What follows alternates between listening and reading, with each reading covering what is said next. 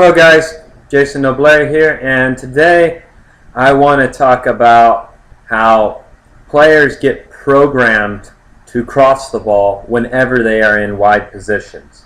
Now this is a very common thing. Many players think when they're in a wide position their entire goal is to just cross the ball into the box. It's actually coached at many levels, from youth all the way to some higher amateur levels, and even some pro teams. Not too many pro teams. Most pro teams are a bit more sophisticated than that. But this is something that has raised a little concern to me, because I have seen many times in games player get the ball in a wide position. They'll have space, they'll have time, and they'll have nobody in the box, but they still deliver the cross. And no one corrects them, no one tells them, hey, we didn't have anyone in the area. Why?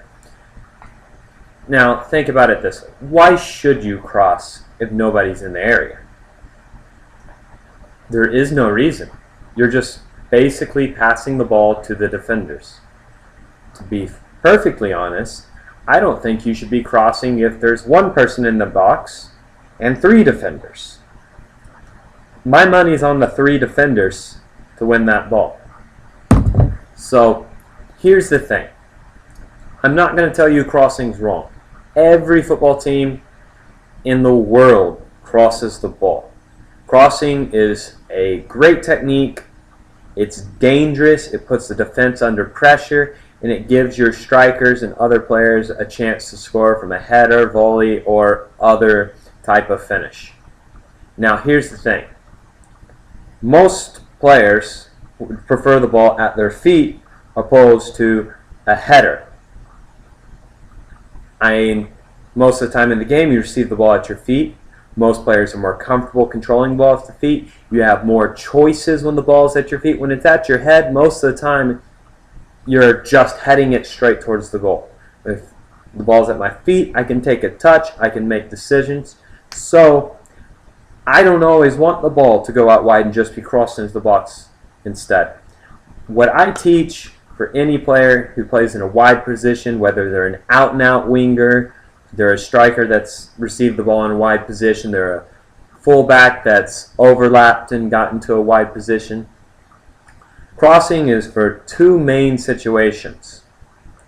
One, you're in the situation where you don't really have any other options. Your options are cross the ball into the box or risk getting dispossessed of the ball. This is fairly standard, and it's not a bad thing at all. If you are under pressure and you can deliver a good cross, why not?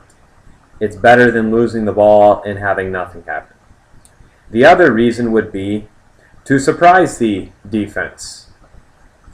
Sometimes, if you send an early cross, you'll surprise the defense, and your striker will be able to run onto the ball and get a nice, easy goal.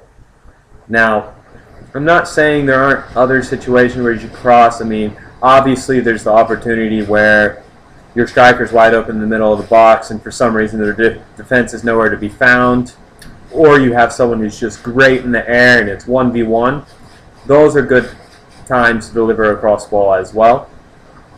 But now let's look at things you can do instead of crossing the ball. And the first thing, this is what I teach my wide players to do. And this is actually something that if you watch high-level professional soccer, you'll notice that it's starting to be a very common theme, and it's even beginning to become the norm. I teach my wingers or outside players to cut inside to either look for their own shot or to link with the striker with a ball to feet rather than a cutting outside and getting to the byline and crossing. You'll notice many teams now put right-footed players on the left side and left-footed players on the right side, so it's easier, so they're more likely to be able to cut inside. The other thing I like about that is I've always found it as a player, I'm left-footed myself, it's easier to cut outside to my right than it is to cut inside to my right, because the defender doesn't want you to get to goal. So I would rather be on the right side of the field because my strong side to go is left, so I'm comfortable beating them inside to the left. But they'll give me the right sometimes, so I can still easily go out to the right. But that's what I teach my outside players to do, is to try to beat them inside if they can. If they can't beat them outside, yes, they can cut outside. But I prefer to go inside if at all possible. Other things. Sometimes when you beat say you're a right winger. Say you beat the left back. You beat them clearly, like you left them in dust. Most players, what they're going to do now is just cross the ball into the box. Well, if you beat him clearly, why not continue? Why not take 1-2 more touches, get a higher percentage ball? You might be able to play straight to the feet of your striker for a tap-in opposed to a contested header. In my opinion, that's a very intelligent decision, much higher percentage. Now, you're not always going to get in this position, but if you're capable of it, and if you're a very good winger, especially if you're a good 1v1, you will get in position to do this at times. And it's a more high percentage pass than a cross into the box. Other options you have, and this is one that I love, and I never see anybody do it. So you get the ball in the wing, they completely cut off the inside. So you start to go outside. This is what I think you should do. I think you should sometimes fake the cross, turn back, then use your outside back as an outlet, because most defenses do not expect this, especially at the lower levels. As soon as you beat them to the outside, every single defender and the goalkeeper of that team's mind, oh, I got to be ready for the cross. They don't think anything else is even a possibility. So, cut it back, play it to your outside back, who is now in space, has time to pick his head up, and he can choose what he wants to do from there. He can either deliver a better cross, or, even better, he can go towards the goal and find a high percentage pass, or take a shot himself. In the end, it comes down to this. I don't think players should be programmed, I get out wide, I cross the ball into the box. I get out wide, I cross the ball into the box. That should never be what you do. No matter what position you play, you should never be programmed to only do 1-2 things maximum. You should be able to keep all of your options open and be encouraged to be creative and use all of your options for different points in the game.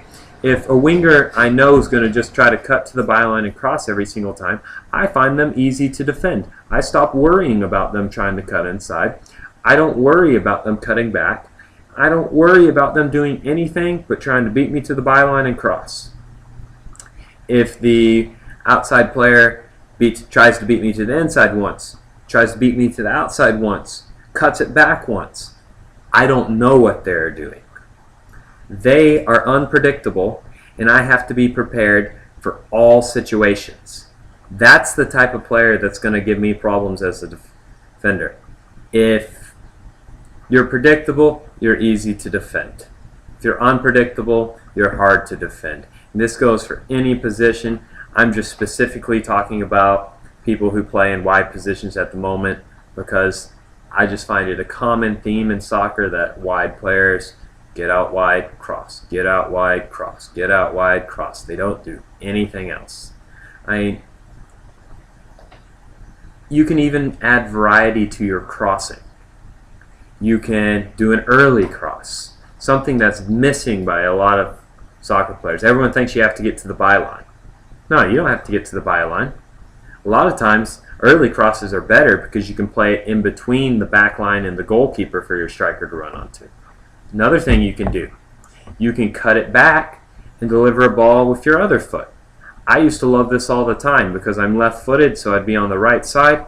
I would cut it back and deliver a left-footed cross. Now, I'm perfectly capable of delivering it with my right foot, but it gives me options, gives me other things I can do. But always, no matter what position you're trying to do, keep all of your options open. Do not rule out an option for any reason. Dribbling is always an option. Passing short is always an option. Passing long is always an option. And probably the one that's discouraged, people ignore, or people try to avoid the most, passing backwards is an option. And wingers, I cannot insist more. Passing backwards for you is a lot of times an offensive pass. But you get out in that corner and you sit there and you only want to go straight to goal. Sometimes if you pass a ball backwards, even better if it's somewhat diagonally backwards, you're playing it to a guy in a better attacking position. So be more open-minded and look for all of your options. Alright guys, that's more than long enough for a talk on this. I'll talk to you next time. Bye.